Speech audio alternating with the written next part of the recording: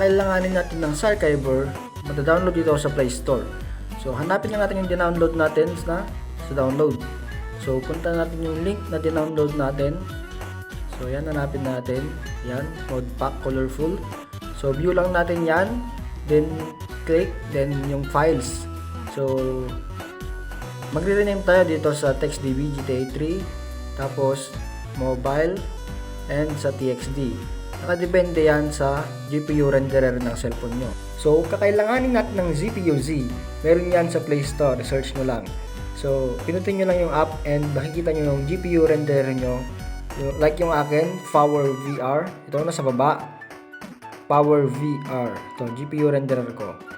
Meron pang ibang GPU renderer. Meron pang iba. So, ilalagay ko na lang sa screen yung ibang GPU renderer at yung i-rename nyo, no? So, ang i-rename ko dito is PVR. So, let's go back to rename. And dyan, magre-rename na tayo. Like yung akin, Power VR. So, ang i-rename ko is VBR. Yan. Okay lang natin. So, yan. Hintayin lang natin yan. Tapos, ganyan na lang. Tatlong ganyan. Tapos, lipat kayo naman mamaya.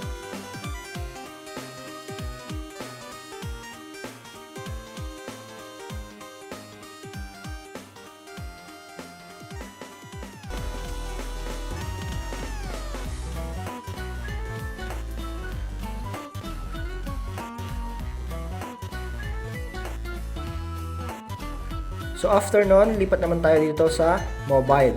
So i-rename na rin natin ulit, like yung akin, Power VR, so PBR. So yan, rename lang natin PBR. Yan, PVR. So antayin lang natin.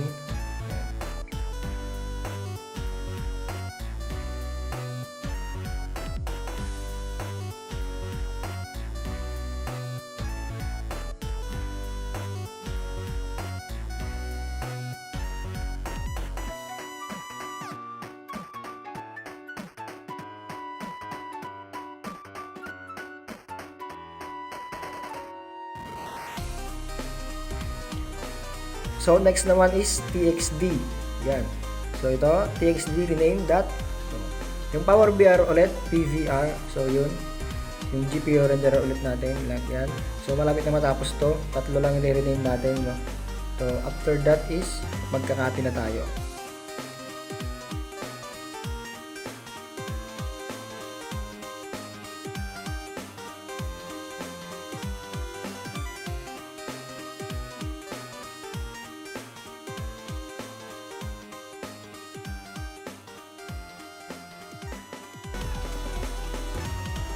So ayan, after all na rename is balik tayo.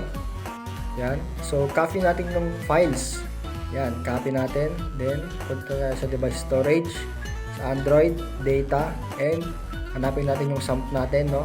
So Roalin sump. So yan, i-paste lang natin yan. Then apply to all files.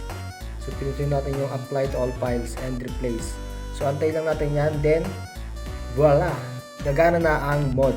So para gumana pala ang mod na ito is kailangan nating pumunta sa ating SAMP APK, no? So i-allow natin yung mod na ito, dalawa na to. Itong apply mod tsaka tong mod na to, tong isa. So para gumana yung mod na to, di ba? So kailangan nating i-allow yan para gumana yung mod. So kapag hindi natin i-allow yan, hindi gagana yung mod. So yun lang. So after nyan, pwede na nating puntahan yung SAMP natin and i-open at tingnan natin kung gumana nga ba ang mod. So for sure gagana yan kapag ginawa nyo lahat ng step na tinuro ko. And sana nakatulong and thank you. Please subscribe and like this video mga guys. Thank you guys.